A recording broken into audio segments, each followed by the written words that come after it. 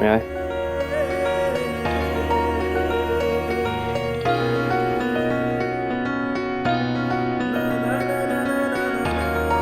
Thank you.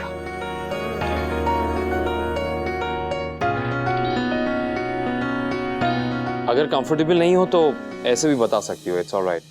नहीं नहीं, मेरी बहू किंजल, उसने बड़ी मेहनत से ये बनाया है, तो ये तो मुझे आपको दिखाना ही पड़ेगा।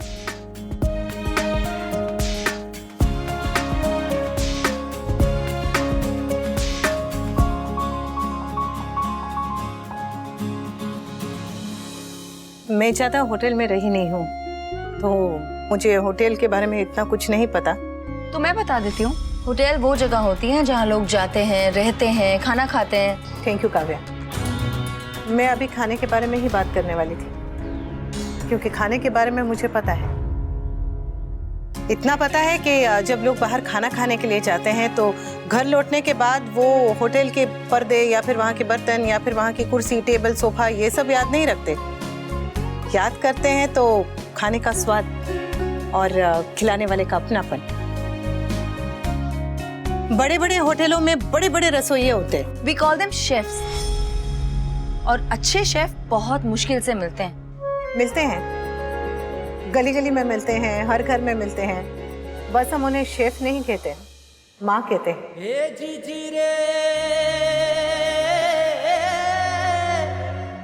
इसकी थेपलागिरी फिर से शुरू हो गई। शेफ खाने के बारे में बहुत सारी पढ़ाई करके आते हैं, बहुत अच्छा खाना बनाते हैं। लेकिन जितना तजुर्बा एक माँ को खाना बनाने का होता है, उतना दुनिया के किसी भी शेफ को नहीं होता होगा। Really? हाउसवाइफ्स तो कुछ भी बना के खिला सकती हैं, मगर शेफ्स, उनको क्रिटिक से लेके रिव्यूज सबका ध्यान रखना पड़ता है, सबका फीडबैक लेना पड़ता है उन्हें। एक गृहिणी के पास तो दुनिया का सबसे खतरनाक क्रिटिक होता है, जिसे हम सास कहते हैं। कस्टमर तो फिर भी लिहाज कर जाता है, पर सास किसी का लिहाज नहीं करती। वो कुकिंग कंपटीशन वाले टीवी शो आते हैं ना, उसमें ऐसे फालतू का जबरदस्ती का प्रेशर बना के रखते हैं कि जज सर पे खड़ा है और टेम जा रहा है तो फटाफट फटाफट खाना बनाओ। इससे कई ज्यादा प्रेशर एक गृहिणी रोज अपने रसोई में झेलती है। असली प्रेशर वो सर पे खड़ा हुआ जज नहीं होता, असली प्रेशर होती है सर पे खड़ी हुई सास। स्कूल के लिए लेट हो रहे बच्चे, वो खाना बनाते बनाते अचानक से खराब हो जाती है वो मिक्सी, और फिर गुस्से वाला पति।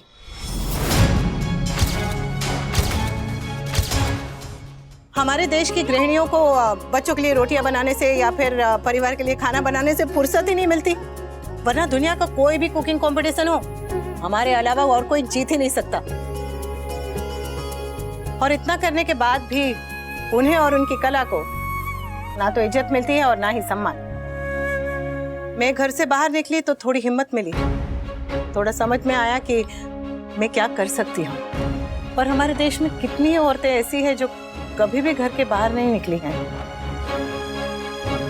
जिनके बच्चे अभी बड़े हो गए हैं और उन्हें अपने माँ के हाथ के खाने की जरा भी कदर नहीं है। कई तो ऐसी हैं जिन्हें उनके पति ने या उनके बच्चों ने घर से तक निकाल दिया है। पर भले ही दुनिया में कोई भी साथ छोड़ दे, हर कोई साथ छोड़ दे, हुनर कभी साथ नहीं छोड़ता। उनके हाथ में अब भी जादू है। आप ऐसी औरतों को काम देंगे ना, तो आप उन्हें सिर्फ काम नहीं देंगे, उन्हें उनके हिस्से का, उनके हक का सम्मान भी देंगे। वो सम्मान जो उन्हें ना तो समाज ने दिया है और ना ही उनके परिवार ने।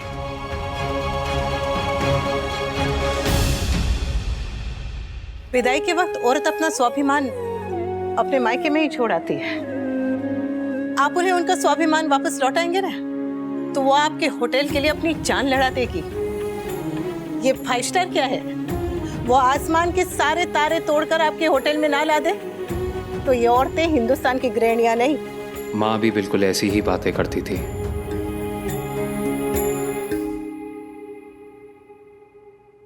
अनुपमा प्लीज, हम यहाँ बिजनेस डिस्कस करने आए, इमोशंस नहीं। तो मैं भी बिजनेस की बात कर रही हूँ। गृहिणियों की पगार शेफ की पगार से बहुत कम होगी, तो बहुत सारे पैसे बचेंगे। बस उनके ट्रेनिंग में थोड़ा समय जाएगा। सिर्फ टाइम ही नहीं, पैसा भी जाएगा।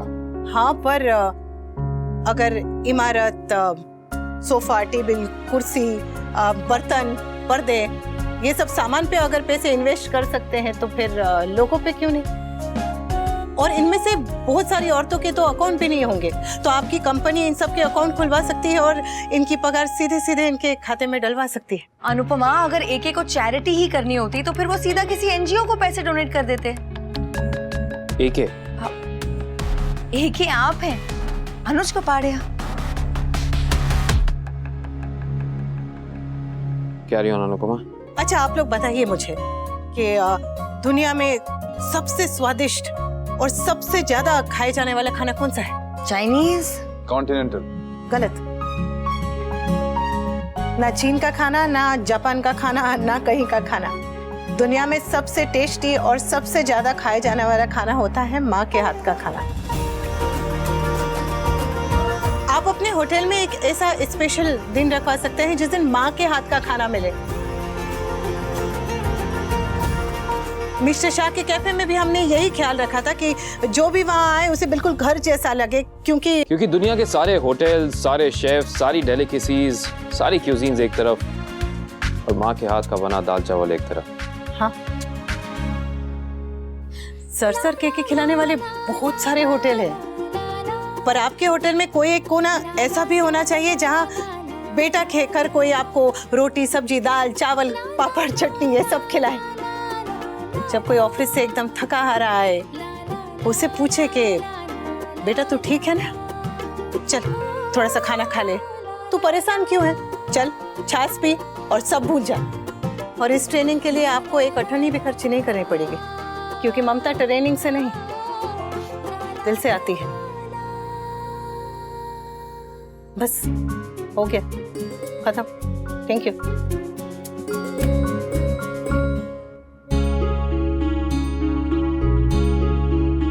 आप दोनों के आइडियाज बहुत ही यूनिक हैं, एक दूसरे से बिल्कुल अलग हैं। Mister Shah, your idea is very practical, well researched, grounded. Anup, तुम्हारा आइडिया बहुत इमोशनल है। आई डोंट नो बिजनेस में एप्लीकेबल रहेगा कि नहीं। Never mind, give me some time to think on it. Sure. Of course, we understand it's a big decision. Please take your time. वक्त निकाल कर हमसे मिलने के लिए थैंक यू वेरी मच।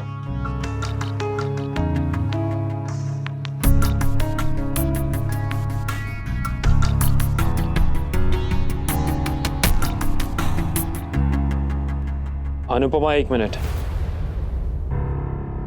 जी? ये जी आप मीटिंग तक ठीक है, लेकिन अभी भी अगर बुजुर्गों वाला ही ट्रीटमेंट मिलना है तो इतना फिट रह के क्या फायदा? कोशिश करूंगी। वैसे मैं तुम्हें कुछ देना चाहता हूँ, इनकार तो नहीं करोगी ना?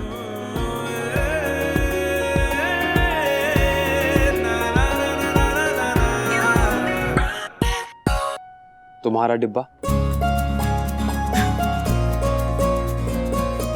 Thank you. ये बहुत जरूरी था। औरतें सब कुछ छोड़ सकती हैं मगर अपना डिब्बा नहीं छोड़ सकती।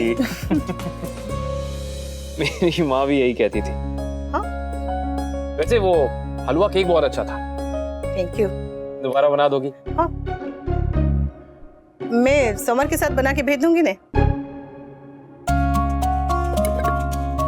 वो दरअसल माँ ने सिखाया था कि किसी का डिब्बा खाली हाथ वापस नहीं करते। खोल के नहीं देखोगी अंदर क्या है?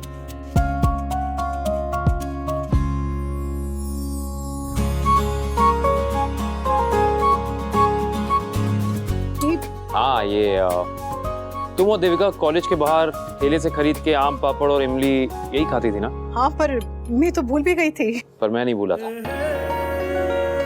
उस वक्त के दिन और रात भी, छोटी से छोटी हर बात भी, जो आए ना लब पर तब कभी, मासूम से वो जज्बात भी, सब याद है, सब याद है, सब याद है।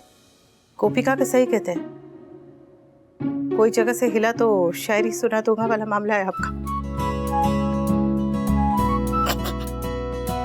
मेरी समझ में ये शायरी वारी नहीं आती जरा भी।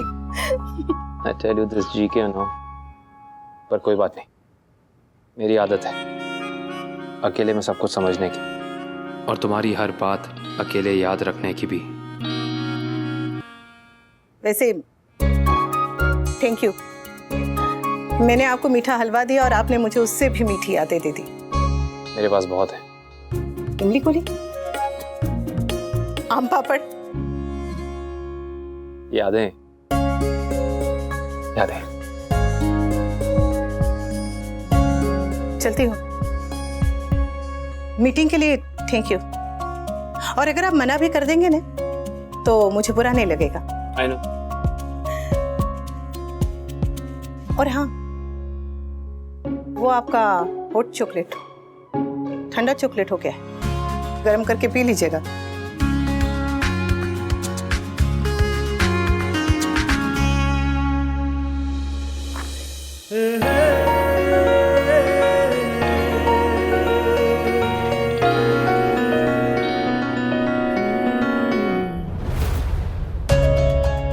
आप लोग गए नहीं?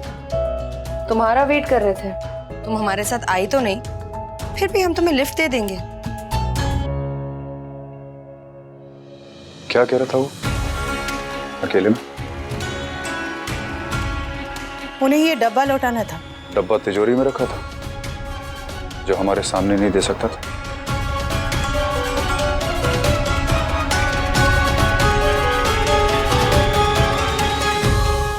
क्या लगता है? सुनने में अनुपमा का आइडिया ज्यादा अच्छा लगता है, but practically mister and missus Shah का आइडिया बेटर है बिजनेस वाइज। I agree. सोच रहा हूँ हाँ या ना करने से पहले एक बार कोर टीम से डिस्कशन कर लूं। अगर तेरी कोर टीम को अनुपमा का आइडिया पसंद नहीं आया तो क्या तू अनुपमा को ना कह पाएगा? ना कहने का हक सिर्फ उसका है, और ना सुनने की आदत सिर्फ तेरी। लेकिन यहाँ सवाल मेरा नहीं कंपनी का है GK. You very well know कि कंपनी के सारे इंपॉर्टेंट डिसीजंस हमारी पूरी टीम मिलके लेती है। डिसाइड करने के लिए वो 1-2 दिन का टाइम जरूर लेगा, लेकिन इवेंचुअली हाँ कर देगा और उसकी एक हाँ से हमारी पूरी लाइफ सेट हो जाएगी। कभी सोचा नहीं था कि ऐसी सिचुएशन भी आएगी जब मुझे अनुपमा को शायद ना कहना पड़ेगा,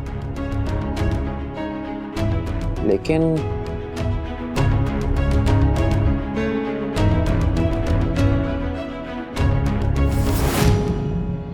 हाथी घोड़ा पाल की बर्थडे कन्हैया लाल की आज से शाम 6:10 पर स्टार प्लस पर। आपके मनोरंजन पर अब नहीं लगेगा कोई ब्रेक। स्टार प्लस के बेहतरीन शोज देखने के लिए लाइक, शेयर और सब्सक्राइब करें स्टार प्लस यूट्यूब पेज को।